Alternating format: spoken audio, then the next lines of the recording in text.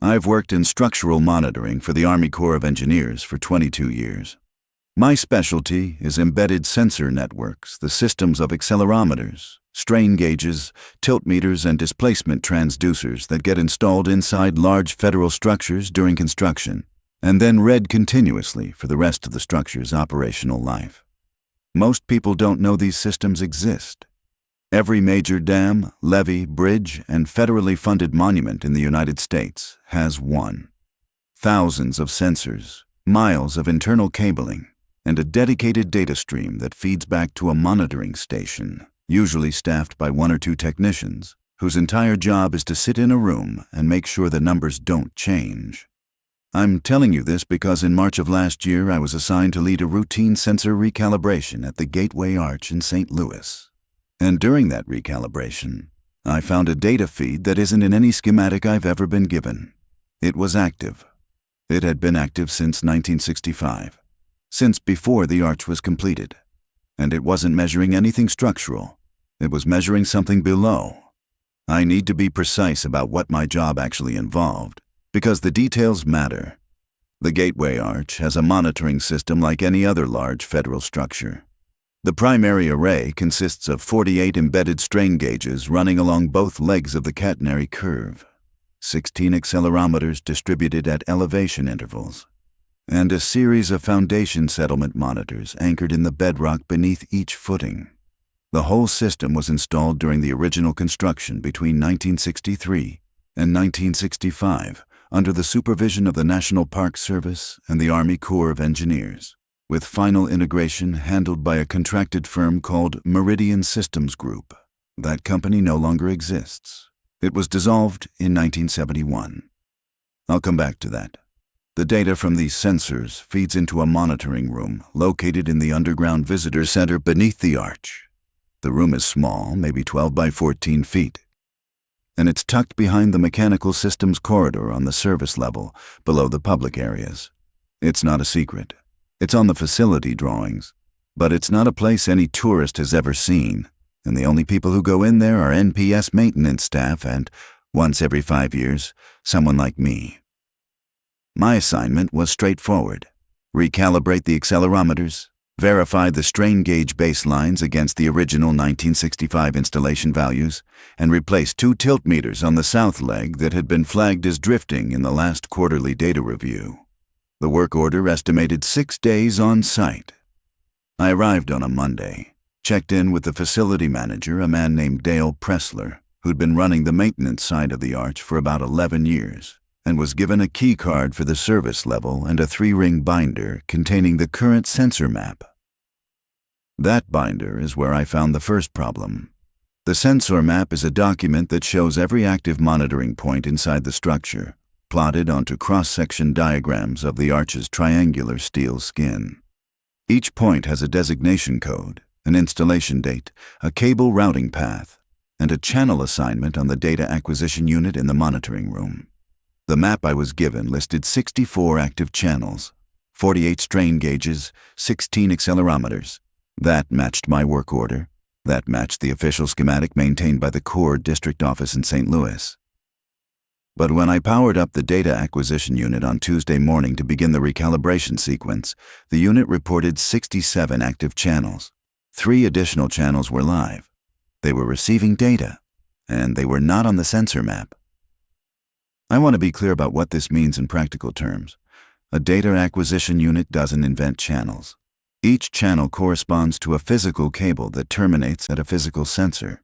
If the unit says 67 channels are active, then 67 cables are plugged into it, and 67 sensors are installed somewhere in or under the structure. 3 of them simply weren't documented. My first assumption was a clerical error. Sensors get added during interim repairs or emergency inspections, and sometimes the map doesn't get updated. It's sloppy, but it happens. I pulled the unit's log history to check when the 3 extra channels had come online. All 3 had been active since October 28, 1965. That date is significant. The final section of the Gateway Arch, the keystone piece at the top of the catenary, was set on October 28, 1965. The arch was structurally complete on that date. And on that same date, 3 sensors that appear on no drawing, no schematic, and no work order began transmitting data and had not stopped in 59 years. I spent the rest of Tuesday trying to trace the cables. In a normal monitoring installation, every cable follows a routed path from the sensor location to the acquisition unit, secured to the structure with clamps and labeled at both ends. The 64 documented cables were exactly where they were supposed to be bundled in conduit runs inside the south and north legs, dropping down through the foundation walls into the service corridor and terminating at the back of the acquisition unit in the monitoring room. The 3 undocumented cables entered the unit from below. They came up through a 2-inch conduit penetration in the concrete floor. The monitoring room sits on the lowest level of the underground visitor center. Below that level is the foundation system, massive reinforced concrete footings anchored into limestone bedrock. There should be nothing below the monitoring room floor that contains sensor cabling. The conduit penetration wasn't on the floor plan. It had been sealed around the cables with a fire-stop compound that, based on its appearance and material type, was original to the 1965 construction.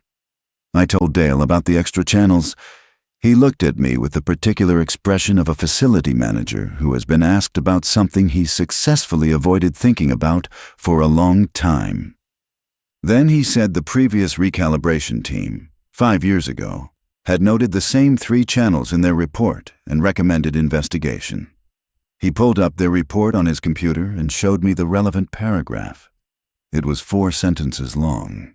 It noted the 3 undocumented channels, stated that the cable routing could not be determined without invasive floor exploration, and recommended that the next recalibration team be authorized to open the conduit penetration and trace the cables to their origin. I asked Dale whether that authorization had been requested.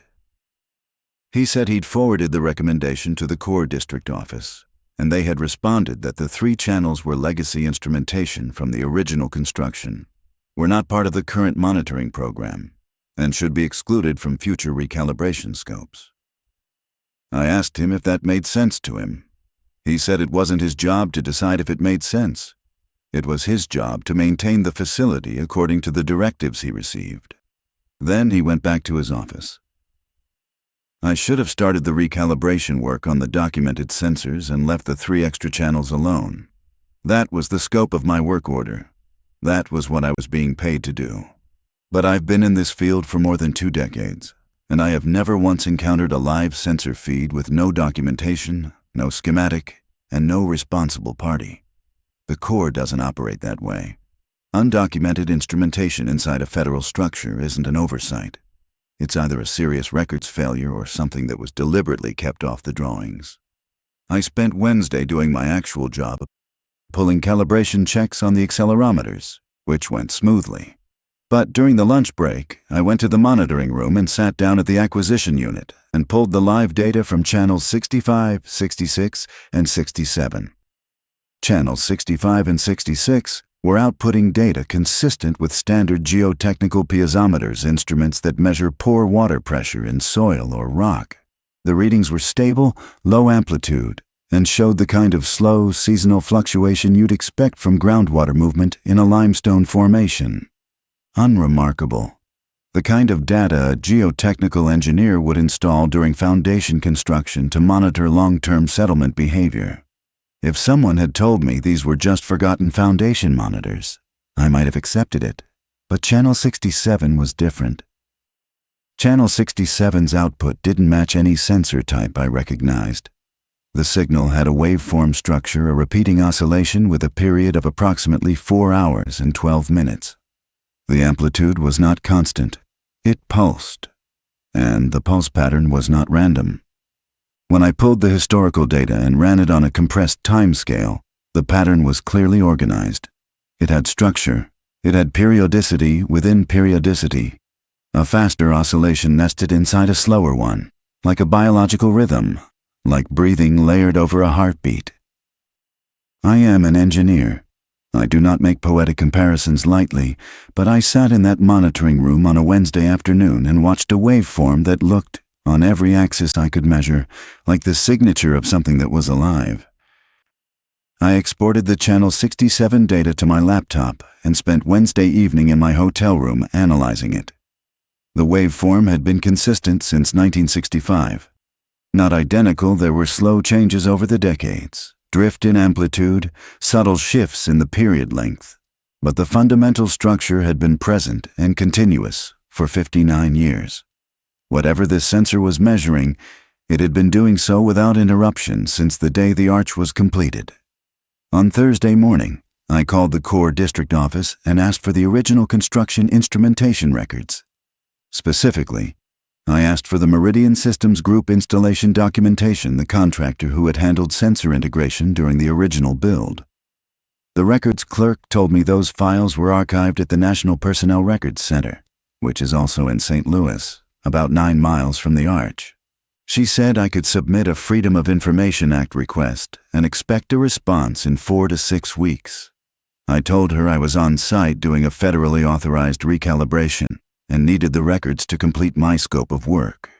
She put me on hold for 20 minutes, came back, and said she would check with the district archivist.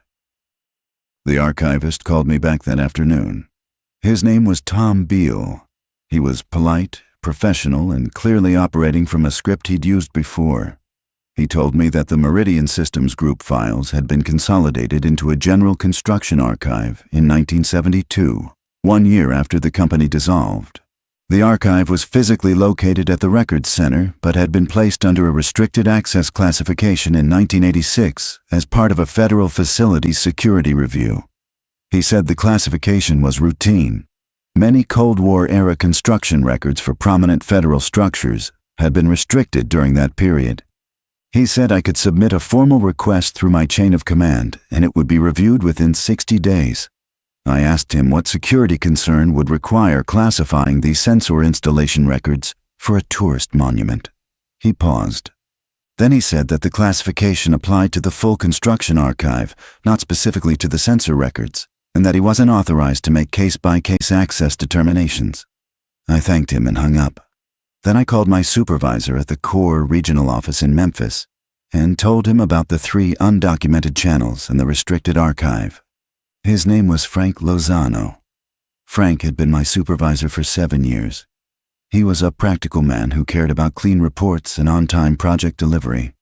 He listened to everything I told him, asked 2 clarifying questions about the waveform on Channel 67, and then told me to complete the recalibration on the 64 documented channels, note the 3 additional channels in my report as legacy instrumentation of unknown origin, and close out the project.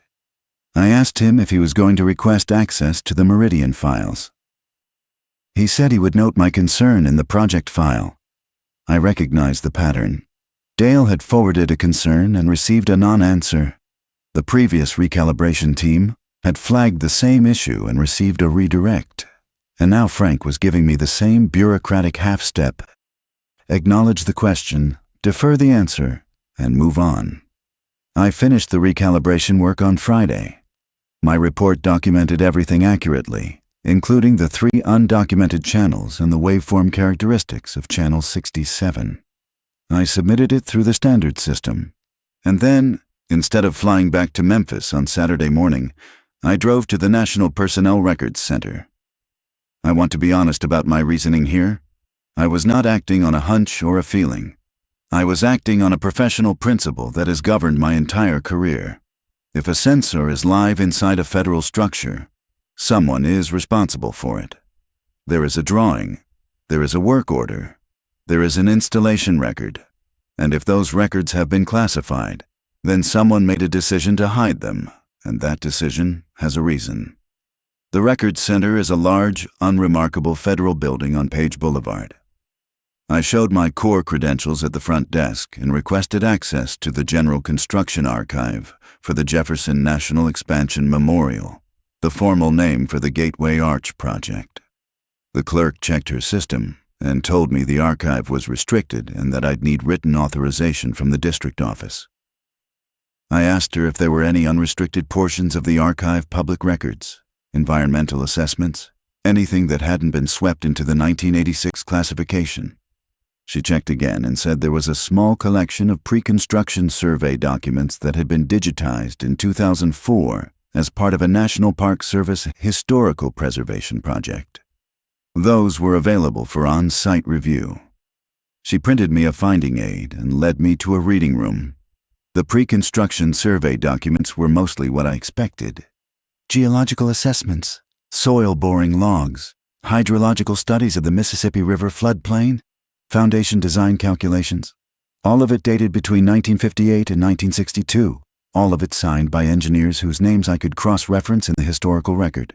But in the last folder of the collection, a folder labeled Supplemental Geotechnical, 1959. I found a document that changed the entire trajectory of my investigation. It was a subsurface survey report, 11 pages long, dated June 1959, prepared by a firm called Hargrove and Lance Geological Consultants. The report described a series of deep borings, much deeper than the standard foundation borings drilled at the site of the future arch footings. Standard foundation borings for the arch went down about 70 feet to competent limestone. The Hargrove and Lance borings went down 310 feet. At that depth, in boring number H-7, drilled at a location corresponding to the center point between the two arch legs, the report noted an anomaly. The limestone formation, which had been continuous and predictable for the first 280 feet, abruptly terminated. Below it, the drill encountered a void. Not a cavern, not a karst dissolution feature, which would be geologically plausible in limestone. The report described it specifically as a regularly bounded void of indeterminate lateral extent, and noted that the drill string had dropped 11 feet before meeting resistance again.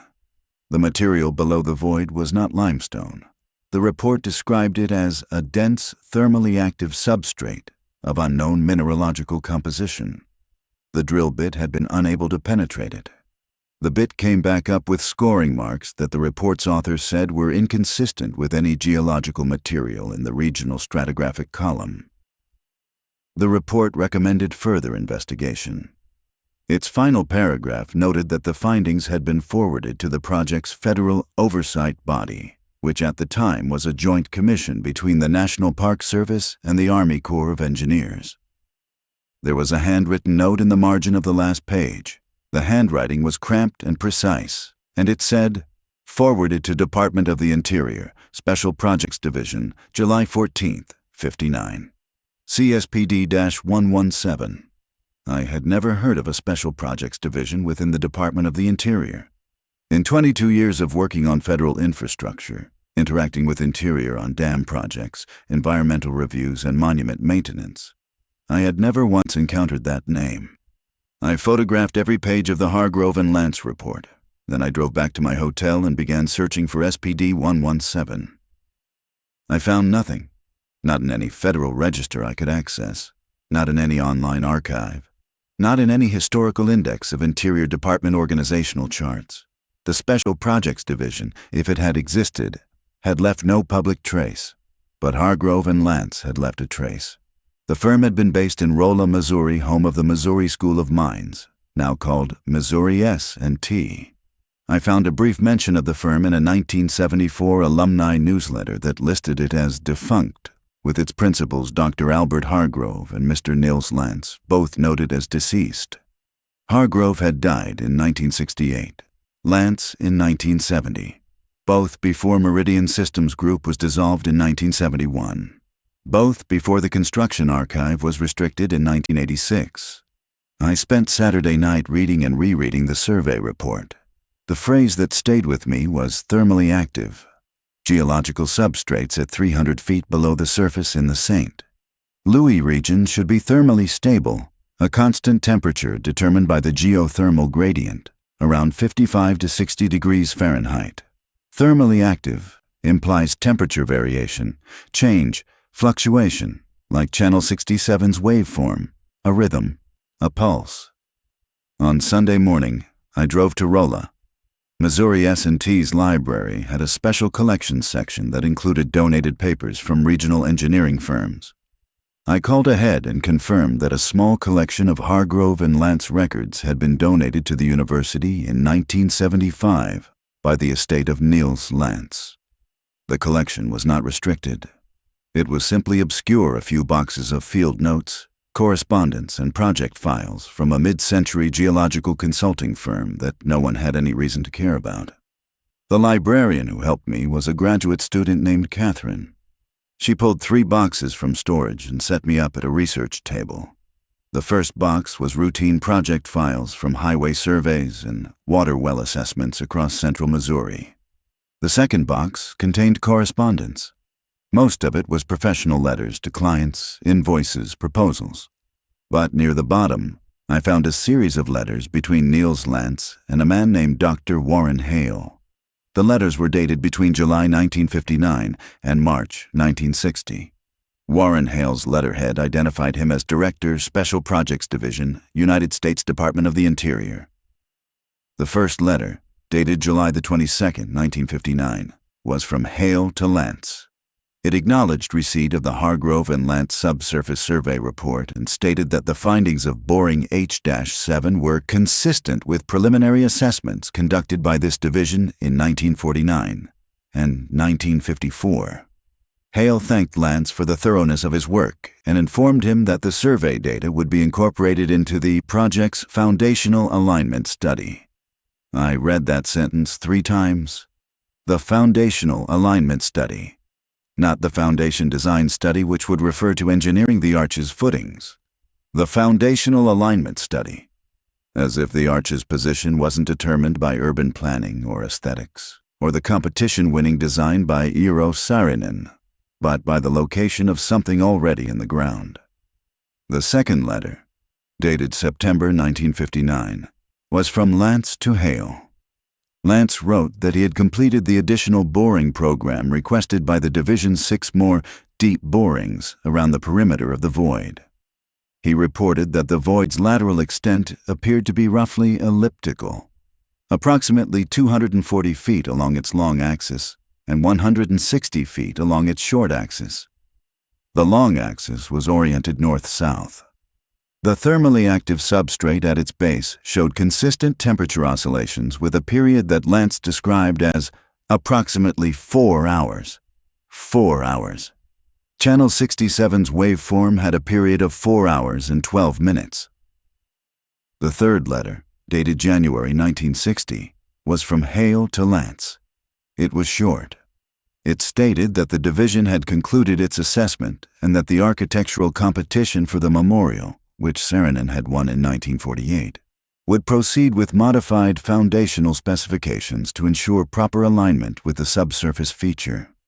Hale thanked Lance and Hargrove for their discretion and noted that their firm's involvement in the project was concluded. The final letter, dated March 1960, was from Lance to Hale. It was not a professional communication.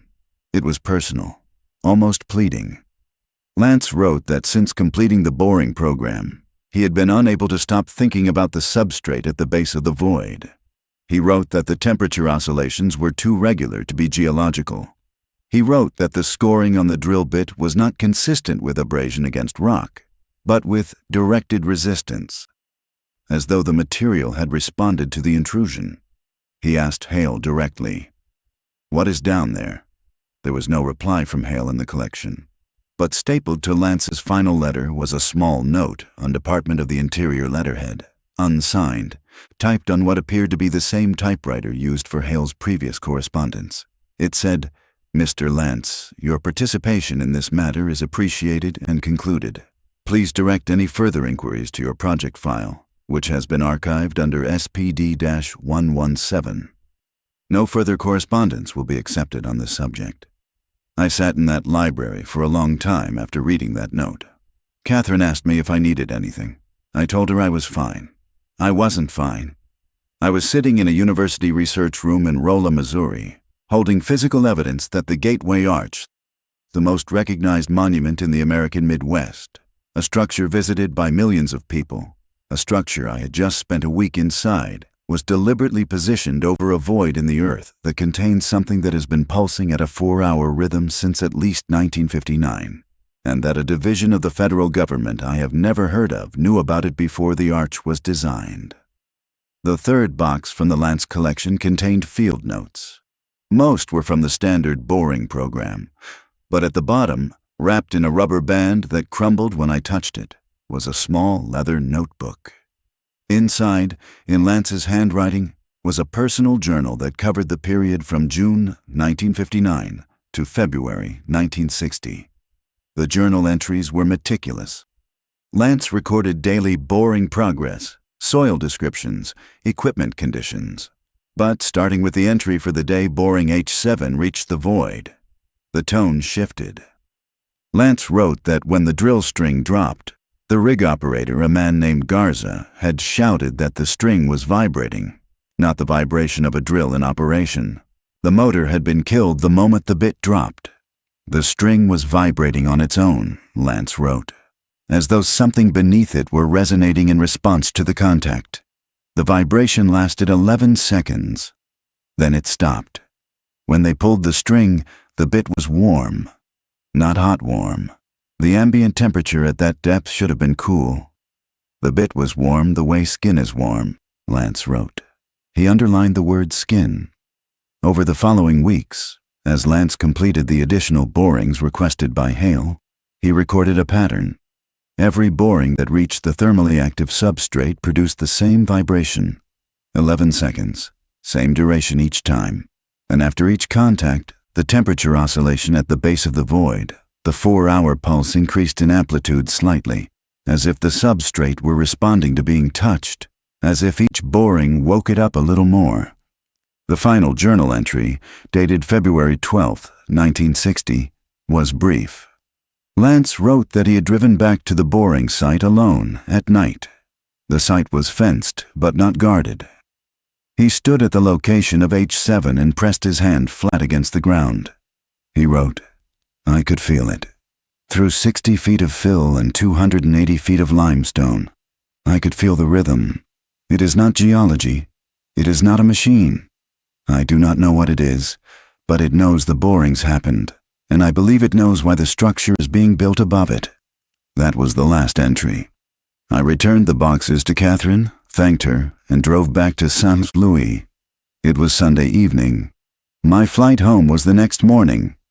I had completed my recalibration work, my report was filed. Professionally, I was finished.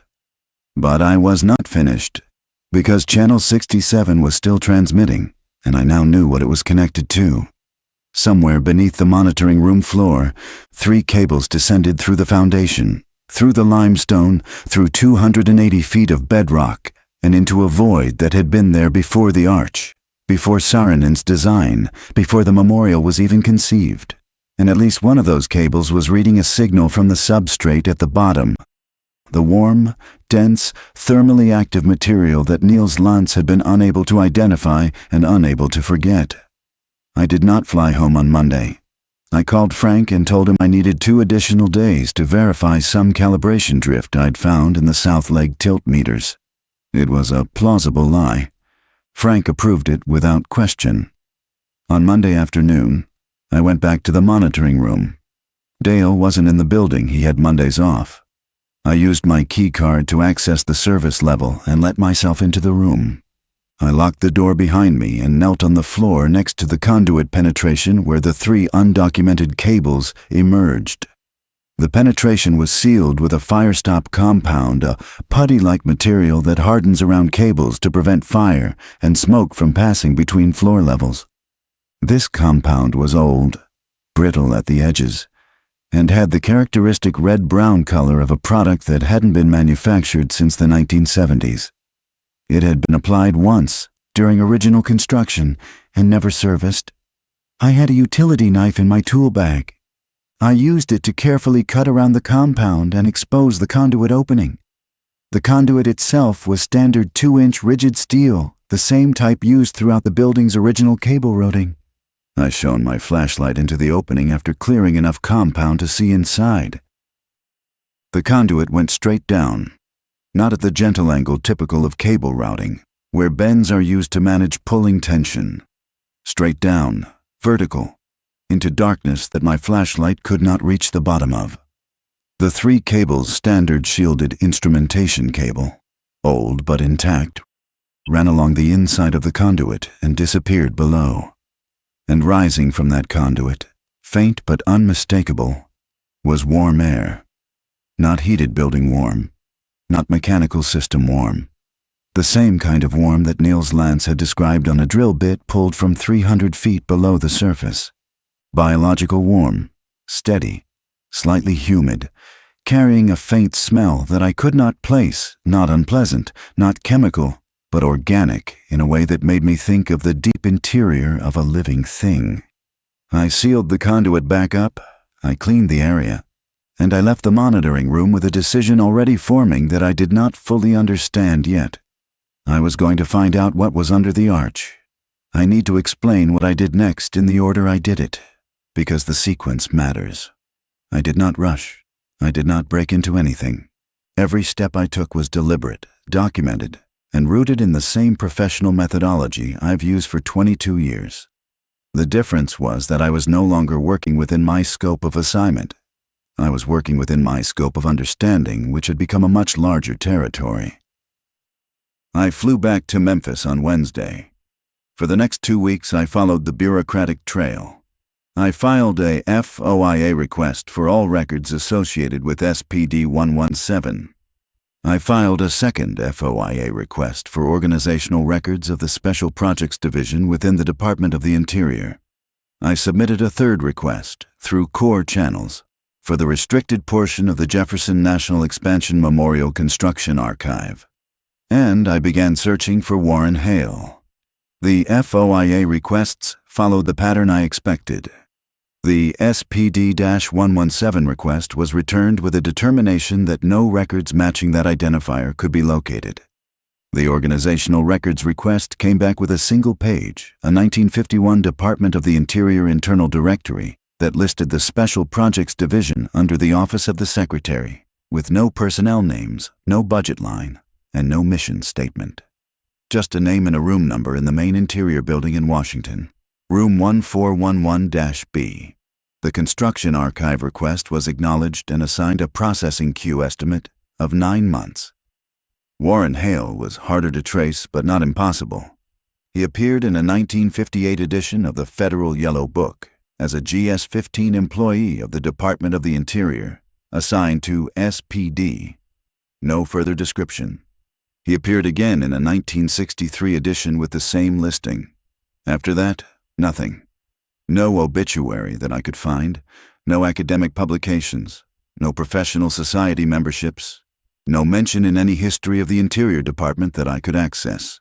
He had existed within the federal system for at least 5 years, directed a division that oversaw whatever was happening beneath the future site of the Gateway Arch, and then disappeared from the record as completely as the division itself.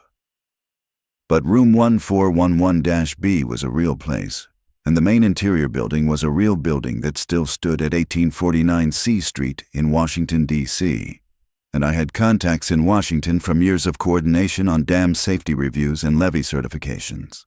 One of those contacts was a woman named Priya Chandrasekaran, a senior facilities engineer for the General Services Administration who managed maintenance contracts for several federal buildings in the capital, including the main interior building. I called Priya on a Thursday evening and told her I was researching the history of a sensor installation and needed to know whether room 1411-B in the main interior building was still an active office space. She said she'd check the floor plans and get back to me. She called me the next morning. Her voice had a quality I recognized, the controlled neutrality of someone reporting a fact they find mildly disturbing but have decided not to editorialize about. She said room 1411-B was on the 4th floor of the building's east wing. It appeared on the original 1936 architectural drawings. It appeared on every subsequent revision through 1964. Beginning with the 1965 renovation drawings, the room was no longer labeled. The space it occupied was shaded gray on the floor plan, with no designation, no function, and no notation. The corridor that had previously accessed it was shown as terminating in a wall. She said she had walked the corridor herself that morning before calling me. The corridor did terminate in a wall. The wall was original plaster over concrete masonry, consistent with 1960s renovation work. There was no door. There was no indication that a room existed beyond it. And this is what changed her voice. The GSA's building management system showed an active electrical circuit serving that section of the 4th floor that did not correspond to any labeled room. The circuit had been drawing a small, steady load for as long as the digital records existed, which in this case was 1996, when the building's electrical system was modernized. Before that, paper records would have been maintained by the building superintendent's office, and those records were archived somewhere she didn't have immediate access to.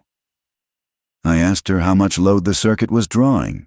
She said it was minimal, consistent with a low-power monitoring device, a sensor, a transmitter, something that listened or watched or measured, drawing just enough current to stay alive, walled up behind plaster and concrete in a room that had been erased from the floor plans 60 years ago.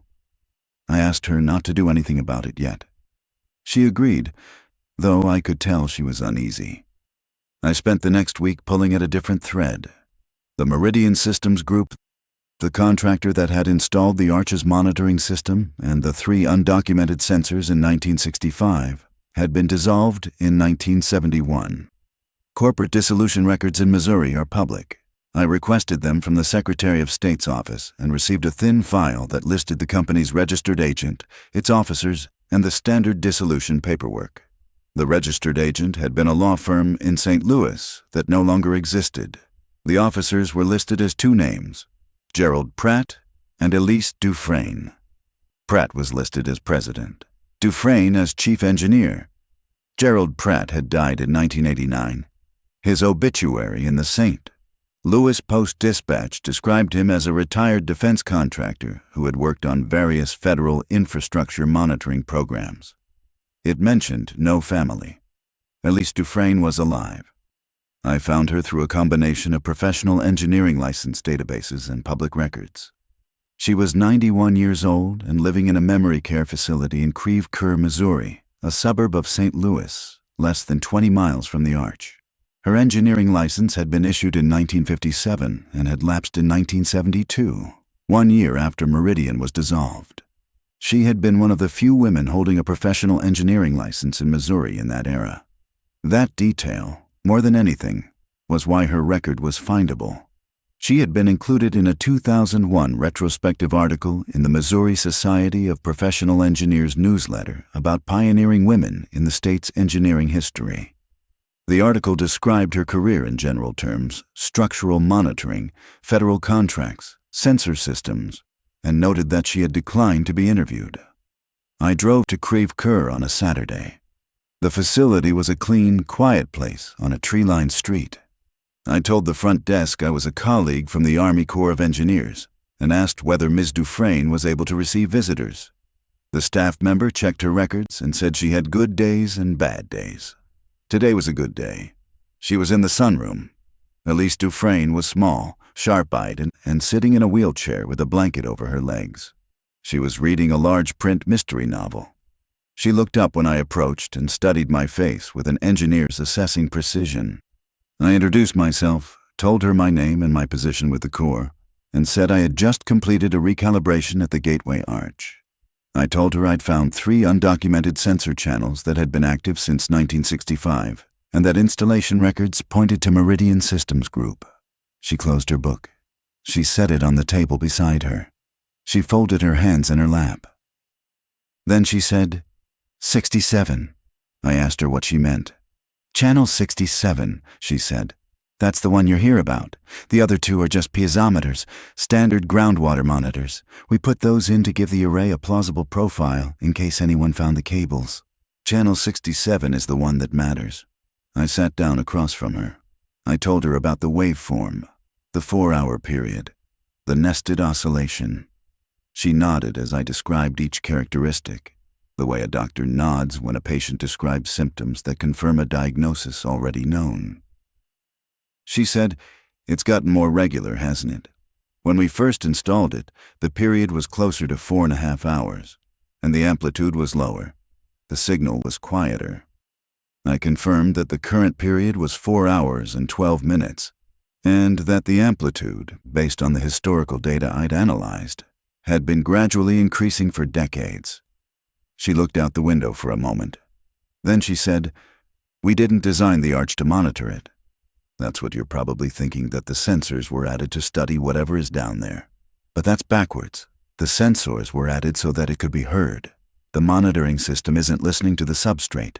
The substrate is speaking, and the monitoring system is making sure someone is there to receive it." I asked her who had given Meridian the installation specifications for Channel 67. "Warren Hale," she said. "He gave us the depth, the cable type, the sensor specifications, the coupling method for attaching the sensor to the substrate surface. Everything was precise. Gerald handled the contracting and the paperwork. I handled the installation. We lowered the sensor package through a bored shaft that was drilled during the foundation work and concealed inside the south footing. The shaft goes straight down through the limestone, through the void, all the way to the surface of the substrate. 306 feet. I asked her what the coupling method was. How does a sensor attach to a material that's scored through a drill bit? She looked at me steadily. "It doesn't attach," she said. "We lowered the sensor to the surface of the substrate and released it. The substrate accepted it. The cable went taut, and when we checked the signal, it was live. The substrate had incorporated the sensor into itself, the way a body incorporates a pacemaker. It took the instrument in and began using it to transmit." I asked her what was transmitting.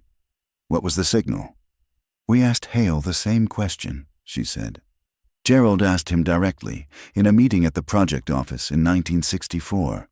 Hale said the division had been monitoring the substrate since 1949, when it was first detected during a post-war geological survey. He said it had been there longer than the city, longer than the river, possibly. He said the 4-hour rhythm had been present in every measurement they'd taken, and that it had been gradually increasing in amplitude since their first contact.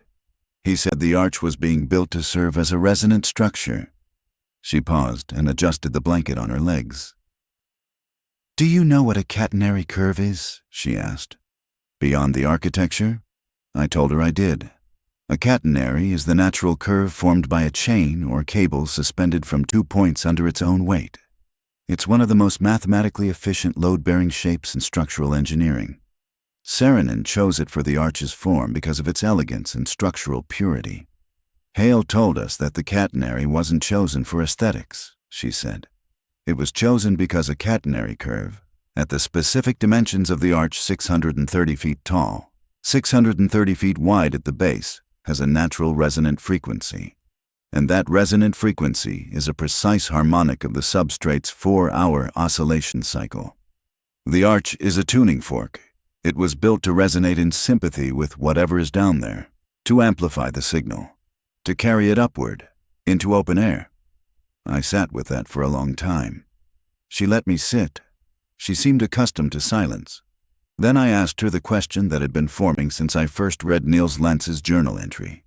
I asked her whether the substrate knew the arch was there. "When we completed the installation in October 1965, she said, "the day the keystone was placed and the structure became complete, the amplitude of the signal on channel 67 increased by a factor of 4, instantaneously, not gradually.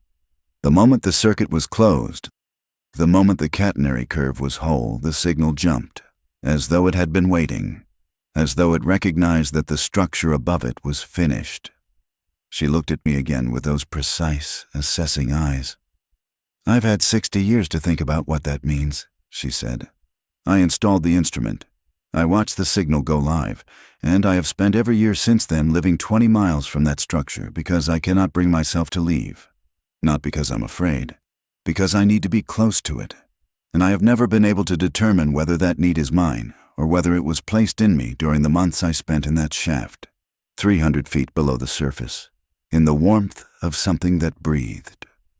I asked her if Hale had ever told her what the substrate was. "Once," she said. "The only time I saw him show any emotion at all. Gerald and I had finished the installation. Hale came to inspect our work. We were standing in the monitoring room, the same room you just worked in, watching the signal on a paper chart recorder. The waveform was clean, beautiful even, and Hale stood there watching it, and he said something I have never repeated to anyone until now. She leaned forward slightly. He said, "It was here before the river, before the plains, before the ice. It has been calling for longer than this continent has had its current shape, and we have spent 10 years trying to determine who it is calling to. We built this structure because we decided it was better to help it call than to find out what happens if it stops." I left the facility at 4 in the afternoon. I sat in my car in the parking lot for 30 minutes before I could drive. The afternoon light fell on the windshield, and I watched it without thinking, the way you watch light when your mind is reorganizing itself around a new center of gravity. I drove back to the Arch that evening. It was after public hours, but my keycard still worked on the service entrance. I went down to the monitoring room. I pulled up channel 67 on the acquisition unit and watched the waveform trace across the screen. 4 hours and 12 minutes. Pulse within pulse. Amplitude still climbing on its decades-long upward curve. And then I did something that was not in any protocol. I pulled the signal's audio conversion. The acquisition unit has a function that converts sensor waveforms to audible frequencies for diagnostic purposes. I'd used it hundreds of times on strain gauges and accelerometers. The output is usually a meaningless hum or buzz, useful only for identifying electrical noise or signal degradation. I plugged in my headphones. I selected channel 67. I pressed the convert button. What I heard was not a hum. It was not mechanical. It was low, vast, and structured, a tone that rose and fell with a 4-hour periodicity compressed into audible range. And within that tone, layered beneath it, there was something else. A texture, a complexity. The way a human voice carries information not just in its pitch but in its timbre, its breath, its grain. The signal from the substrate carried that kind of complexity. It was not language. I'm not saying it was language, but it had the density of language, the intentionality of language, the directedness of something that was meant to be received. I listened for 3 minutes.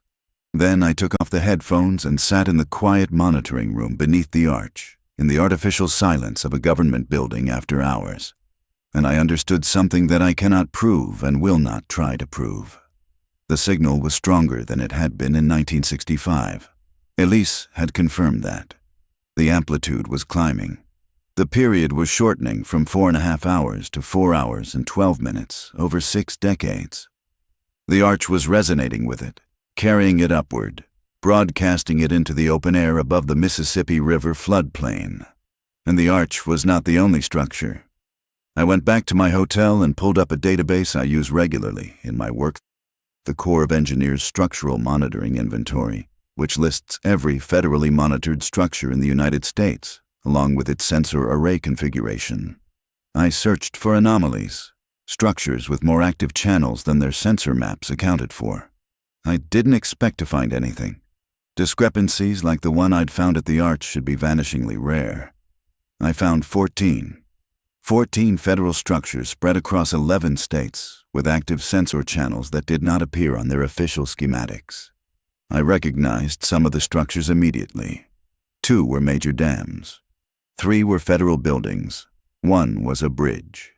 The rest were monuments, memorials, or civic structures built between 1950 and 1975.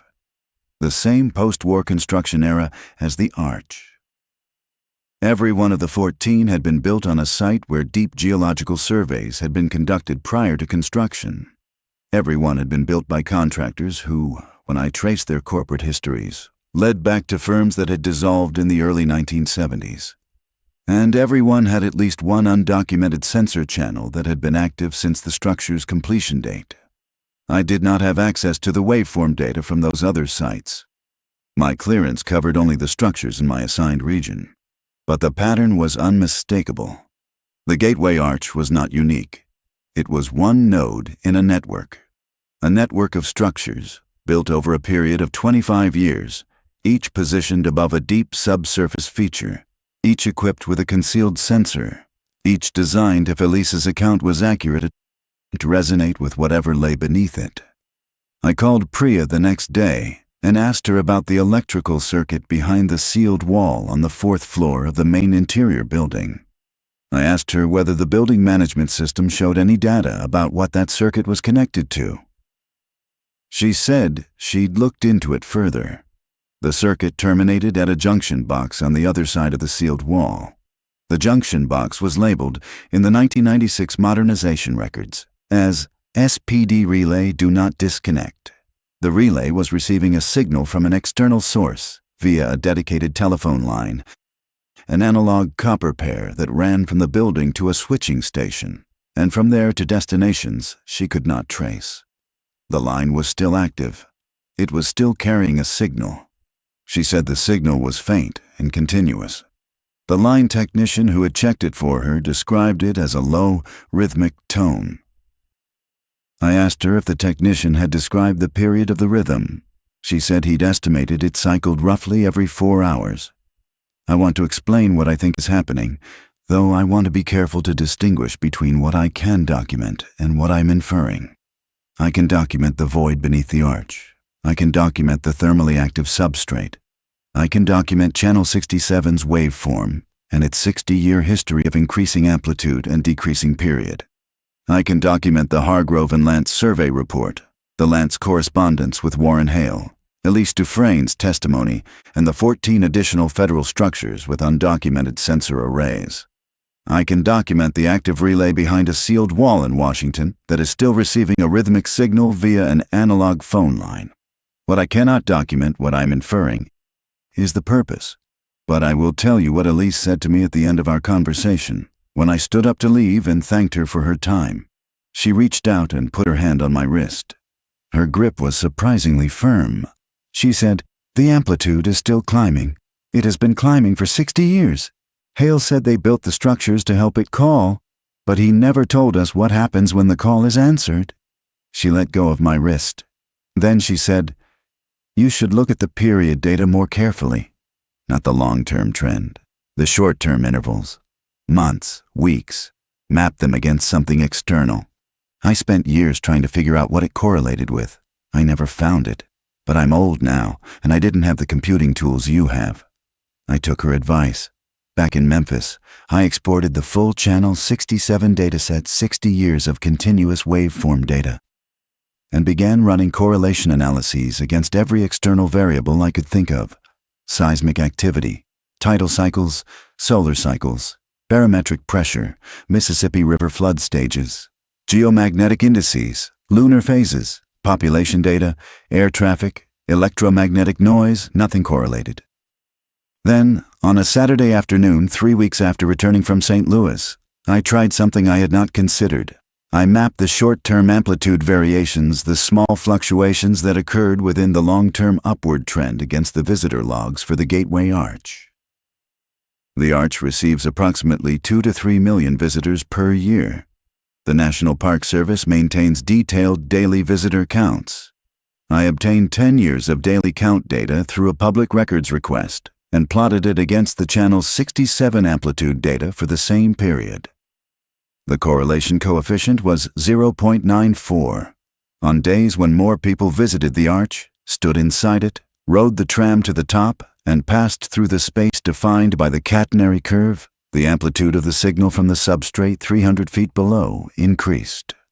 On days when the arch was closed, holidays, maintenance shutdowns, weather events, the amplitude dropped. On the 4th of July, when attendance peaked, the amplitude reached its annual maximum. Every year, for 10 years, it was responding to the presence of people above it. The arch was not merely broadcasting the signal upward. It was collecting something from the people who moved through it and transmitting that something downward. The structure was a two-way system. It always had been. Hale's division hadn't built a speaker. They had built a transceiver. And they had disguised it as a monument so that millions of people would walk through it voluntarily, year after year, generation after generation, standing in the resonant field of a catenary curve tuned to the frequency of something that had been waiting in the bedrock since before the river found its course. I have not been back to the Arch. I have not contacted Elise again. I have not filed a supplemental report with the Corps or pursued the FOIA request for the Restricted Construction Archive. I have not investigated the 14 other structures, though their locations sit in a file on my laptop that I open sometimes at night and stare at, tracing the geographic pattern they form across the country, because they do form a pattern, a rough ellipse, centered not on any city or geological province, but on a point in central Kansas where, as far as I can determine, there is nothing. Empty prairie, wheat fields, no federal structure, no monument, no marker of any kind, nothing on the surface. I still work for the Corps. I still calibrate sensors and verify strain gauges and write reports that no one reads with any particular attention. My next recalibration assignment is in August, a dam in Colorado that appears on my list of 14 anomalous structures. I have not decided whether I will look for the undocumented channels. I have not decided whether I want to find them. But I will tell you what keeps me up at night. It is not the substrate. It is not the signal. It is not the void or the warmth or the waveform that sounds, when converted to audio, like the ghost of a voice that has been speaking for longer than anything on this continent has had ears to hear. What keeps me up is the period. 4 hours and 12 minutes, and shrinking. Elise confirmed it was 4.5 hours in 1965. In the Lance correspondence from 1959, it was described as approximately 4 hours, but Lance measurements were imprecise, taken with mid-century equipment. If I project the trend forward, using the 60 years of high-precision data from Channel 67, the period reaches 0 in approximately 41 years. A rhythm that has been cycling for geological ages is speeding up. The intervals are getting shorter. The amplitude is getting stronger. And the shortening accelerated after 1965, after the Arch was completed, after the first of the resonant structures began operating. Hale said they built the structures because they decided it was better to help it call than to find out what happens if it stops. But no one seems to have asked the other question. The question that Niels Lance almost reached in his journal.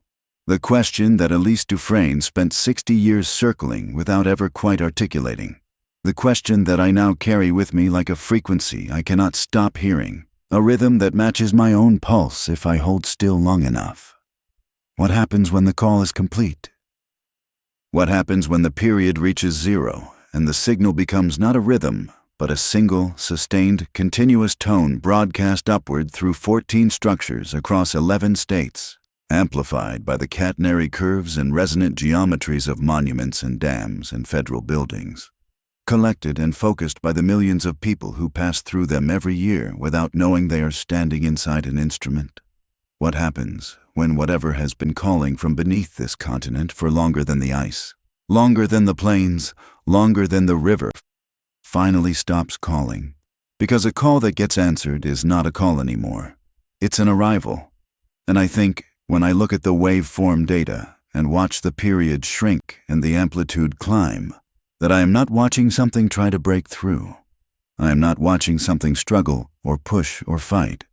I am watching something that was given exactly what it asked for. A structure, a frequency, a gathering point, a way to be heard. I am watching patience. The vast geological patience of something that asked for help and received it, and is now simply waiting for the instrument to finish its work. The Arch stands 630 feet above the Mississippi River. Below it, 306 feet down, a sensor that was swallowed by something warm reads a pulse that has been quickening for 60 years.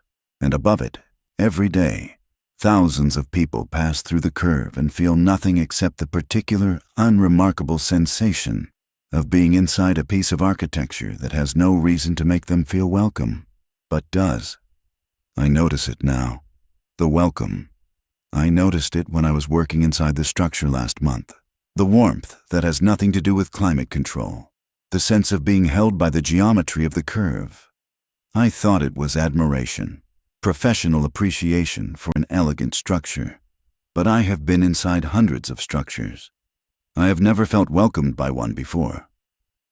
I think about Elise, 91 years old, living 20 miles from the arch because she cannot bring herself to leave. I think about Niels Lantz, pressing his hand to the ground at night, feeling the rhythm through 300 feet of stone. I think about the 2 million people a year who visit the arch and feel for a moment something they cannot name and do not question a sense of arrival, of being in the right place, of standing at a threshold that was built for them. And I think about the 41 years remaining on a countdown that no one is officially tracking, inside a monitoring room that no one is officially staffing, on a channel that no one is officially watching. Channel 67 is still live. The waveform is still climbing. And somewhere in central Kansas, at the center of an ellipse defined by 14 structures that were never meant to be mapped together, the wheat bends in the wind above whatever is waiting to arrive. I drive past the arch twice a day on my commute now. I transferred to the St. Louis district office 3 months ago. I told Frank it was for personal reasons. He didn't ask what they were. The truth is, I wanted to be closer. And I have not yet determined whether that want is mine.